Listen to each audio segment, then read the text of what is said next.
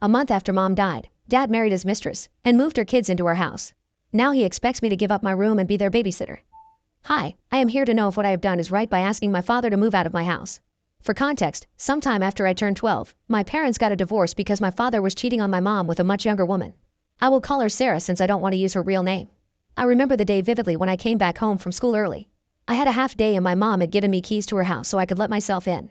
We did have a babysitter, but she wasn't home yet, so I thought she was running late. I heard some noise from my parents' room and I got scared. I ran to get the phone to call 911 when I suddenly heard my dad's voice from upstairs. Curious, I went up to my parents' room to see my dad and this woman, Sarah, throwing their clothes back on. It was honestly scarring and I gasped in shock audibly.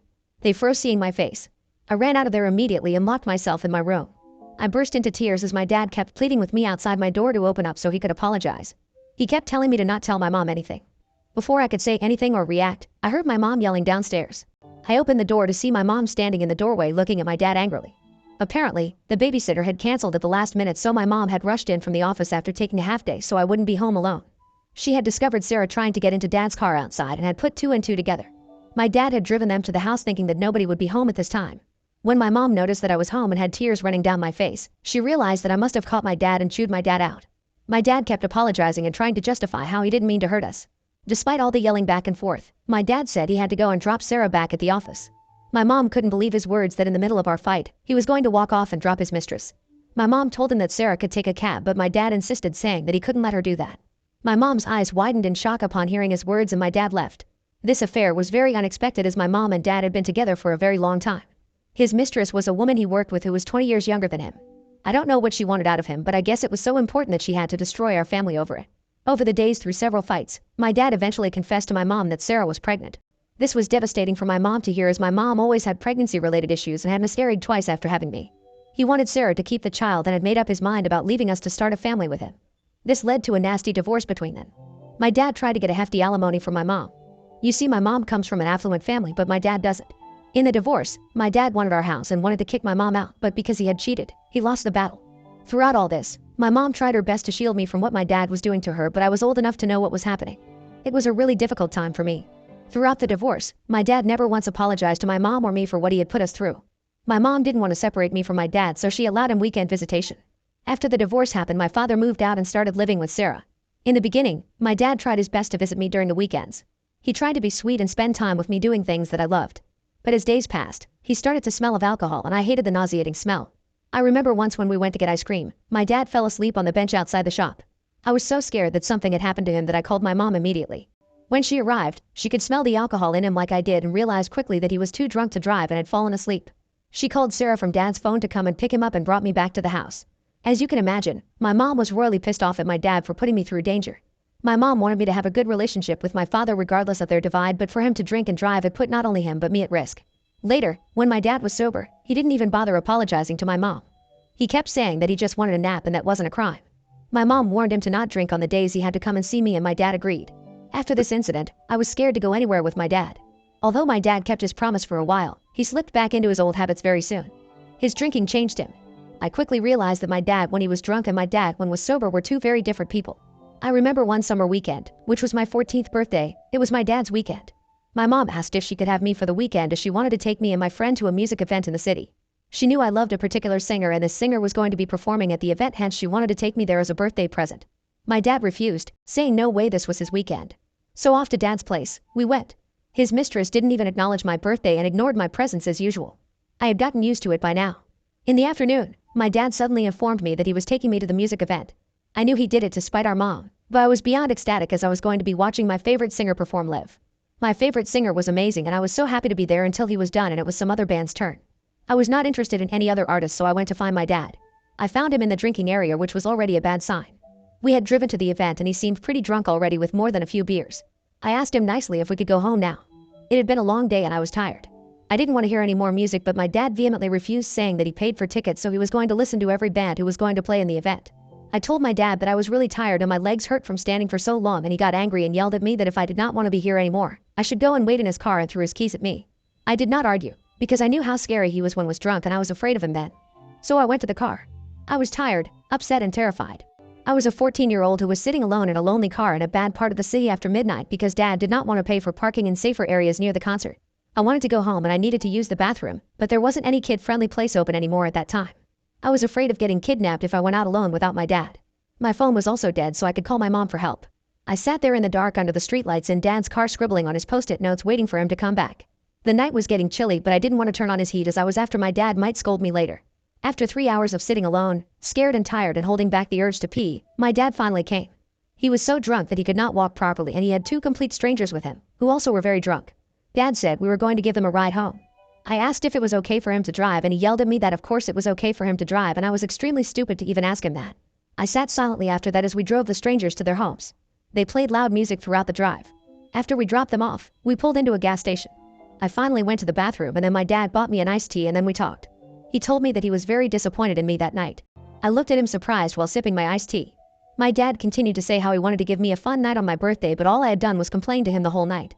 He told me that I had been a bad girl and he was ashamed of how he acted but he had decided to forgive me if I spent the rest of the remaining weekend acting nicely to him and his mistress. He continued to tell me how he didn't want to tell my mom any of this as he didn't want her to punish me for my bad behavior that night. I was very naive back then and loved my dad, hence I genuinely thought that it was all my fault. I apologized and agreed to behave better so we didn't have to tell my mom about any of this even though it was one of the worst nights of my young life back then. Now that I am older I have realized that he gaslighted me and threatened me to be silent because if mom had found out that he put my life at risk by leaving me alone in the car and driving drunk with me, she would have made sure that he would never see me again. As time passed, my dad slowly stopped calling me or replying to me. He continued to pay child support but other than that, he never initiated any contact with me unless it wasn't his birthday.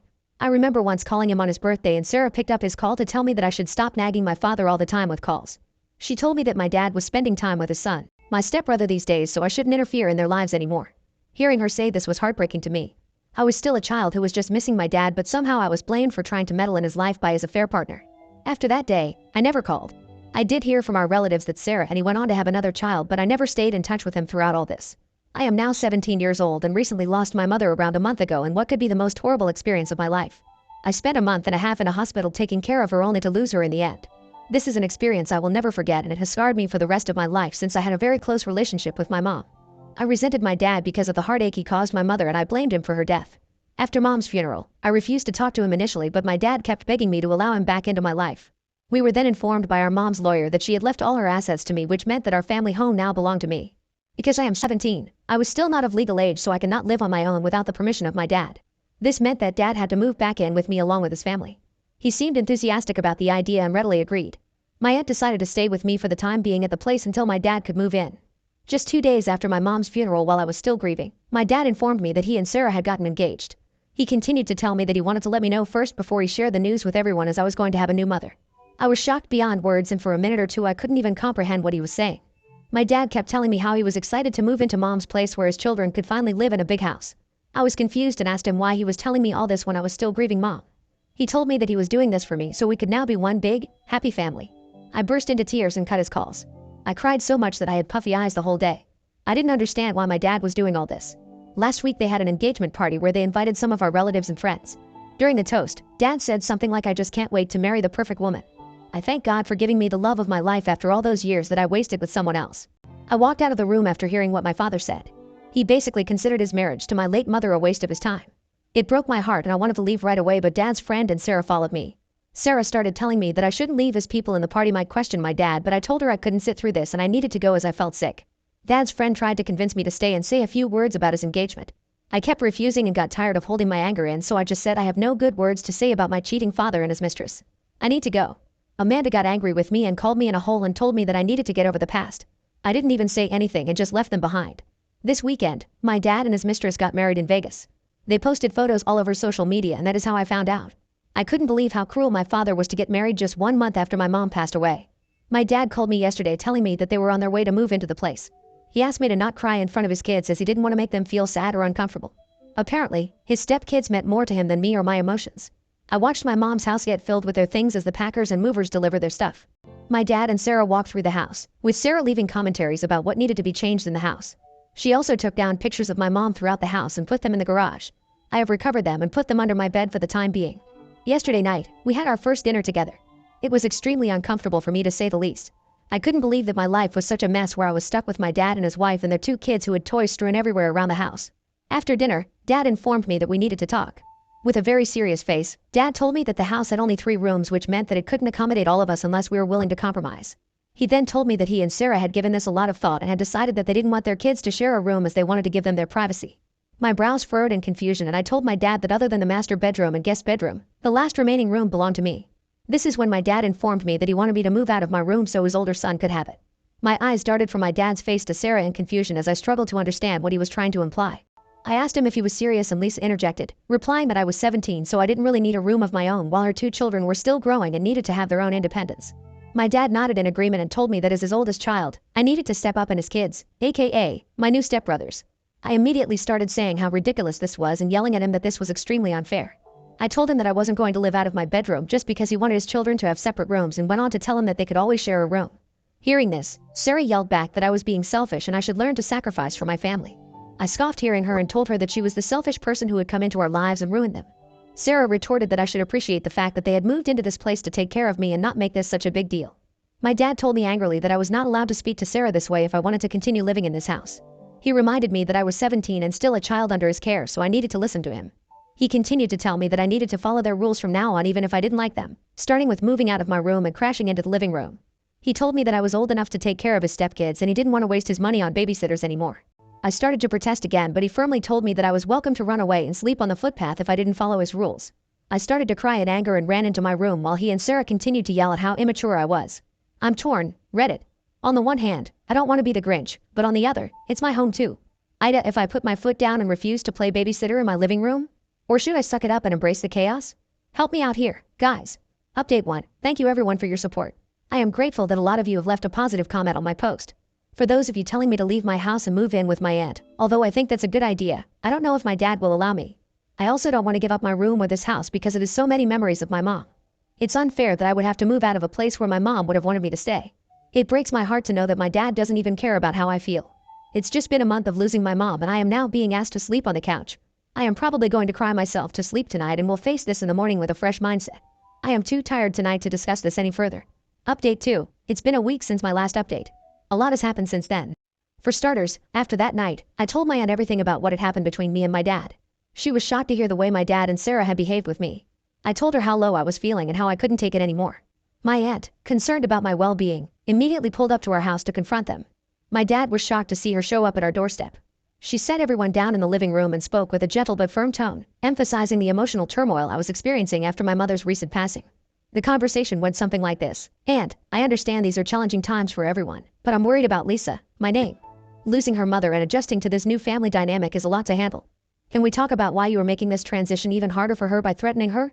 Dad, I am her guardian and I make the rules. She needs to learn to adapt to live with us. Life doesn't stop just because her mother is dead, and I can't coddle her forever. This is my decision for our family, and I expect her to fall in line. Aunt, consider how quickly everything has happened, and the impact it has had on her. You have moved into the house and are asking her to give up her room just because you are her guardian currently. What happens 1 year later when she is finally able to inherit this house?" My dad's eyes widened in shock upon hearing her words. "Dad, this is my house now and I won't let her dictate how things will be in my own house. She's a child, and she needs to understand that. This is how it's going to be. Aunt, she has been crying since yesterday after your conversation and, sadly, you won't see the pain you are causing your daughter. If you continue down this path, I will help her file a lawsuit against you for mentally torturing her at her own home." My dad, initially defensive, gradually realized the gravity of the situation as my aunt continued to threaten, telling him that she had more than enough money to come after him. He took a moment to absorb her words and began to see the situation from a different perspective. "Dad, fine. She can keep her room, but I expect her to help her out with babysitting my kids sometimes." Sarah and my dad looked at my aunt wide-eyed, who went on to tell them that she was going to involve their entire family and reveal to everyone about what they had done to me. Dad and Sarah must have finally realized that they could not do anything anymore. My dad, reflecting on your aunt's words, recognized the need for a more compassionate approach. "Dad, you're right. I need to talk to her and find a way to make things more bearable. I won't ask her to give up her room or take care of her step-siblings." After the conversation, the tension in the house eased a bit, and my aunt's intervention played a crucial role in ensuring your living situation became more manageable. My aunt has promised me to call her if my dad or Sarah went back on their word. I am a bit sad that it took my aunt intervening in our lives for my dad to understand the implications of his actions. If my aunt hadn't come to help me out, I would probably have been sleeping in the living room by now. Update 3. It's been 2 months since my last update. After my aunt's intervention and a series of discussions, a more empathetic approach has been adopted in your new family dynamic slowly. Over time, the tension has eased, and a new understanding has been developed. My dad and I have found common ground, fostering an environment where my feelings are considered. He is perhaps still afraid of my aunt and has not made my life any more difficult. Sarah, on the other hand, has refused to acknowledge me if my dad isn't around. She clearly resents me but doesn't cause trouble, so I will let her behavior slide. Gradually, some compromises have been made. I have joined therapy to deal with my grief, which has helped me to express myself better. This has made me realize the extent to which my dad has emotionally abused me over the years. Regardless of his supposed changed behavior over the 2 months, I can't wait to turn 18 so I can take back my house. I might not be cruel to them as they were to me, but I will be definitely asking them to move out so I can continue to live in my mom's house on my own, cherishing her memories. While challenges may still arise, I am committed to facing them and staying strong like my mom. My aunt and the rest of her family continue to show their support, and I know they will always be there for me.